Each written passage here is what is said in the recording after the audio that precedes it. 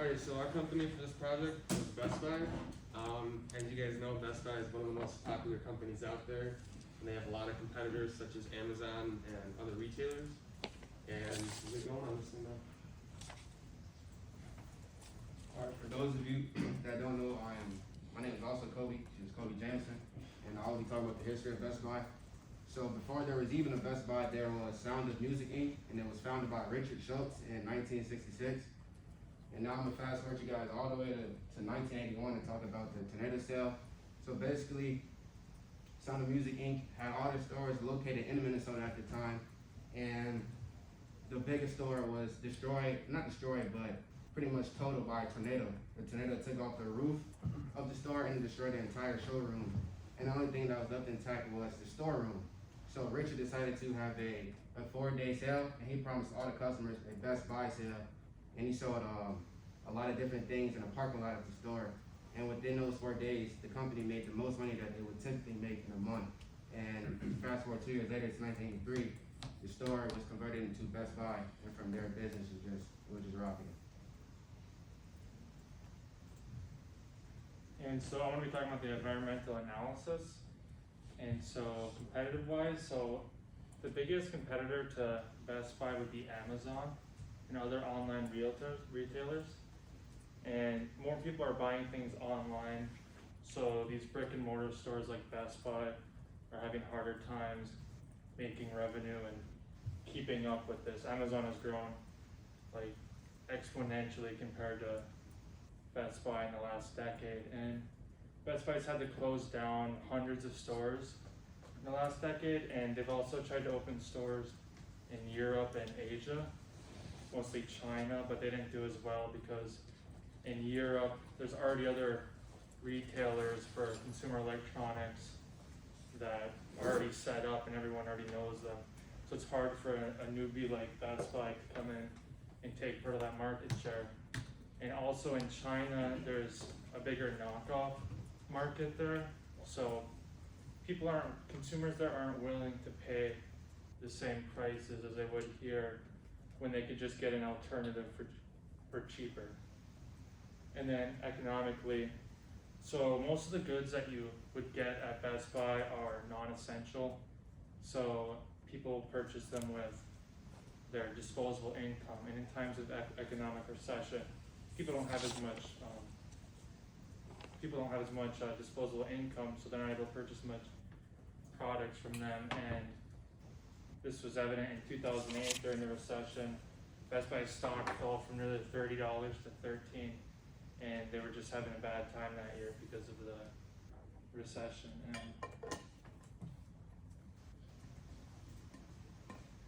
And technologically, so they're pretty much up to date. They've had, because of the online retailers taking over a lot of the consumer electronic market share, they've had to go online, and they've really been pushing for their online web store also. And that's also a reason why they've been having to close down stores, because I mean everything's pretty much online. That's where everything's headed. And so they also offer things like curbside delivery, next day delivery in certain locations, and they have tech support that leads all the way up to tech support on all electronics in your house, even if they're not purchased at Best Buy. And socioculturally, they've had a lot of scandals in the past, but they've been able to kind of like make better on those. They're purchasing raw materials from a company that was contributing to deforestation in taiga forest in Canada. And so they kind of got exposed for that, and they had to turn around on that, and they've been using more renewable resources, less plastics and packaging and stuff like that. And they also have been opening programs in cities to help teach kids about electronics and programming, things like that. Alright, so the two big marketing objectives that Best Buy has is what we sell and how we expand what we sell and evolve how we sell. What we sell means, basically that means just expanding the products, like bringing in more products for consumers and If they do that, they'll bring in more revenue. The second one means providing options for customers to get the product when, where, and how they want it. So let's say a person walks into the store and they don't have what they want in stock.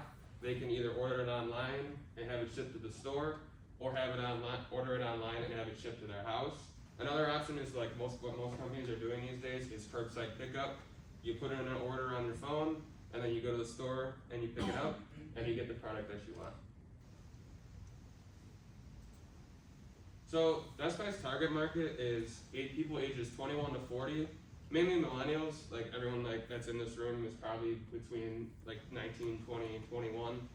The reason why this is the target market is because these people have the most experience with technology. Pretty much all of us in here either have a phone, an Apple Watch, gaming system, headphones, all that good stuff. However, with that being said, this is not exclusive to this age group, because just about everybody shops at Best Buy. Like people our age, people who are like in their 30s, 40s, 50s, and so on. And also a lot of people have like a lot of different variety of products and what they want. For example, for us, we're most familiar with technology, and people who are like older may be looking for other things, and they may not be as familiar with technology. And also Geek Squad is available to help out with that, with technology. If you guys are having issues with your phones, laptops, take them to Geek Squad. So then the other, the largest target segment of revenue for Best Buy is computing and mobile phones. That makes up 2/3 of the company revenue. The other third being appliances such as fridges, washers, dryers, and these all fall under consumer electronics. Best Buy's goals are also to strengthen business, and what that means is they want to sell more of their products, and this will increase revenue. They also want to improve people's lives, meaning that they want people to like feel safe in their stores, have a good shopping experience, and they want their customers to continue coming back to their stores in the future.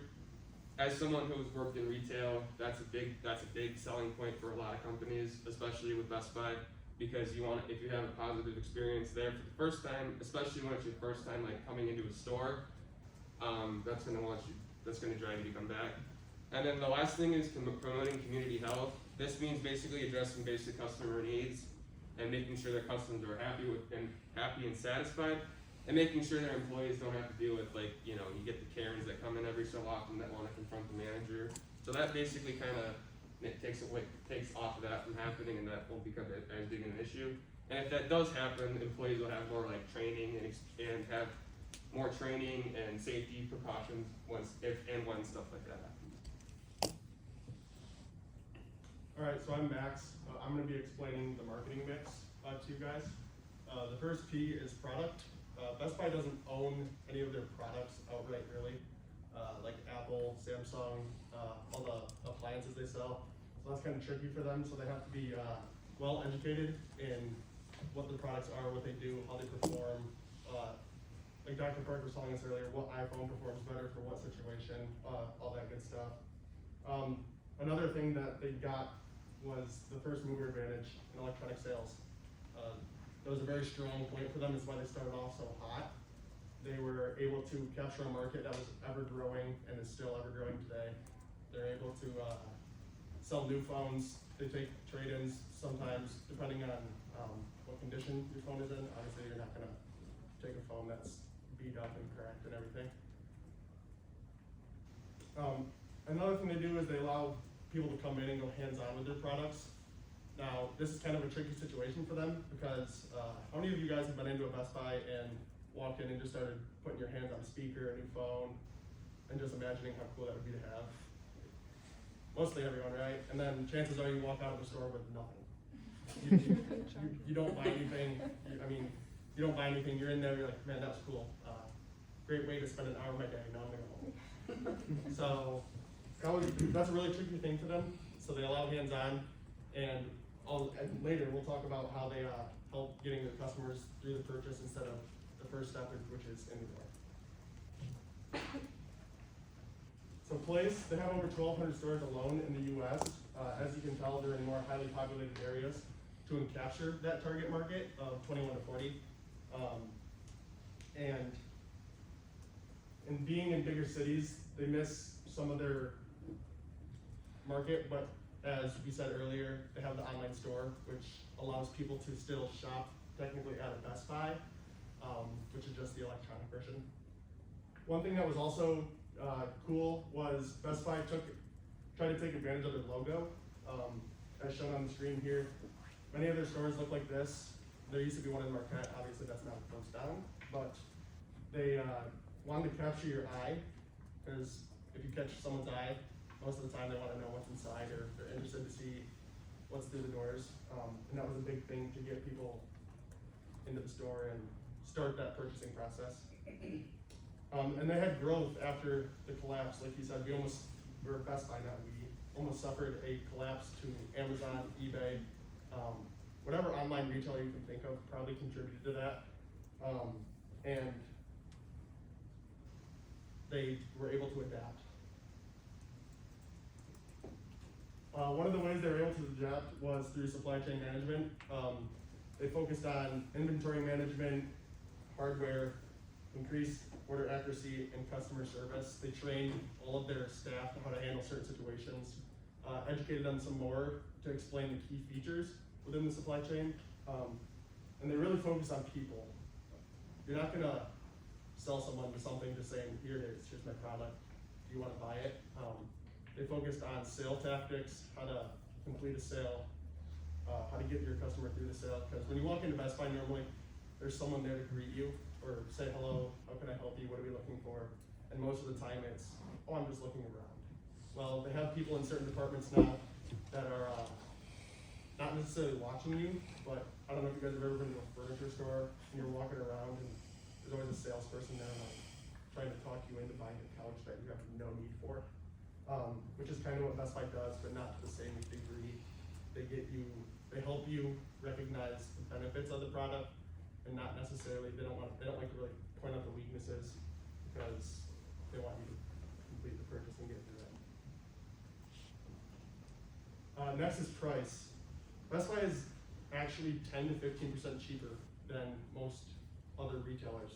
That includes Amazon, eBay, I don't know what other retailers you guys shop on, but they also offer deals such as, like if I refer Kobe to a product and Kobe sells them that I was the one, they'll send me an email and I'll get a code which goes up to 20% off, which is huge. So they're really focused on the referral system, which it goes on to later into the promotion, which we'll find out later. But another thing they did was offer free worldwide shipping.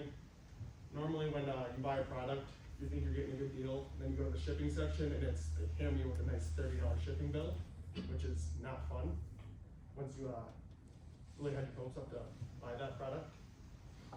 And they base their prices off the competition. So if Amazon's selling a product for cheaper, or eBay selling a product for cheaper, they really try to do their research, the market research on products to get their prices down lower. And their global presence, like we talked earlier, they have stores internationally all around the globe. Not as much overseas now, but because Best Buy almost collapsed, but they're on the upswing of things. So they still offer a global presence in the world. Finally, promotion. Like we heard earlier, social media is huge for promotion, so they use things like Twitter, Facebook, Instagram, and they use keyword searches. So like if you look up iPhone 13, Best Buy has this thing, a program where they see that you looked up the keyword, and they'll show you a promotion for the iPhone 13. And that could be through Twitter, Instagram, Facebook, whatever social media platform that you're using and they have a deal with to show that, that's what they'll try to communicate to you. And another thing that they do is they're very ethical in their promotions. They have very strong ethics. They've won awards, I might butcher this, such as the Ethisphere Award, which is for the being one of the most ethical companies. There's a whole list of awards on Best Buy's account or page that they like to brag about, really show everybody that they're considered ethical, they consider it ethical, so that's huge for them as well. So I'm Billy and I'm doing the SWOT analysis. And first we have strengths, and with that it's market dominance. It's the largest retailer of its kind for electronics with brick and mortar stores, like what Max said, with over 1,600 worldwide, and that's including in United States, Europe, Mexico, China, Turkey, and Canada. And they have innovative sales service strategy, and that comes with how they really expect a lot of their customers not to know the product, so they're trying to get older generation people grandparents trying to get something for their grandkids. Then they also have strategic acquisitions, and that was they've been doing it quite recently with they were able to get 7 within the last couple of years, and 2 of them were Great Call with all the toolkits with it and critical signals, and this allowed them to transition over to the senior health market. Then they have impressive customer service, and they've always been customer based. For example, they said with Geek Squad, they always got a customer based service to help you out with what you need, and they got a great omni-channel. They have a wide range of music and ambience to make sure you wander around in the store for as long as possible to try and get that impulse buy out of you. So the next thing we have is weaknesses. And it's really mainly only restricted to the United States, because out of all the 1,600 stores he said, 1,200 of those are located within the United States itself. So they have to really look into expanding that. And then negative press, nothing to say from that. No company is, not even people in general. Recently, within the last couple of years, they had to deal with a scandal in their CEO for having an affair with another company CEO. And they also have an overdependence in electronics. And because of that, technology is ever changing, and they would have a chance of losing out on a lot of money if, say, a certain product goes obsolete within the next coming season. Then they have opportunities with the focus on senior health, like I mentioned earlier. They have a huge potential in order to get way more money than they've ever were able to with the electronics.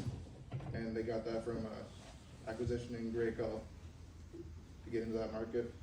Then they were, with a lot of people being online because of COVID, they're able to increase online sales, and they were able to reach that up to about a quarter. And then expanding in emerging markets, they need to get more stores worldwide to decrease the gaps in between locations, to try and make more of a presence worldwide, especially in the areas where the stores are lacking, like in Turkey and China. And strengthen presence, like I said, get more stores opened up, and they also have been growing through acquisition. And they could have really improved, again, with the decline of Sears right now, they could probably make a huge market deal with them and acquire Sears and expand more into their business. Then the last thing we have for the SWOT analysis is threats. And with that is intense competition. For the online market, they have to deal with the huge juggernaut of Amazon, and then also the influx of eBay. And then within the brick and mortar stores, they got to deal with stores like Target and Walmart. So they've got all sides coming at them. And then the looming recession, no business is ever safe from that. And especially because of the COVID pandemic, we could be facing one soon, so they gotta be able to prepare for that. And then strikes. A lot of companies are striking nowadays, especially with Kellogg's, so they need to really make sure to keep their employees happy, because once a strike happens, it could always fester more, and it's really infectious, because as soon as one happens, other companies will want to try and do it too. And then increase in counterfeits. This is their reliance on electronics, so they'll be targeted by a lot of imitators and counterfeiters, like what we said with the Chinese market, how they're able to do it a lot cheaper with their electronics.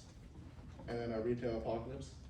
Any brick and mortar store can face it, Sears or Toys R Us faced it in the past, and that just happens through lack of customer interest. For the competitor analysis, we're comparing Best Buy with Office Depot. 60% of Office Depot's revenue is business-to-business sales. They sell electronics in bulk to businesses and entrepreneurs. And 80% of Best Buy is their brick and mortar stores, selling directly to consumers. Office Depot, online revenue for Best Buy has reached $18.67 billion in 2021 alone. And in 2020, quarter 3, 3 of 2020, they reached 53% of US revenue for their online sales. Office Depot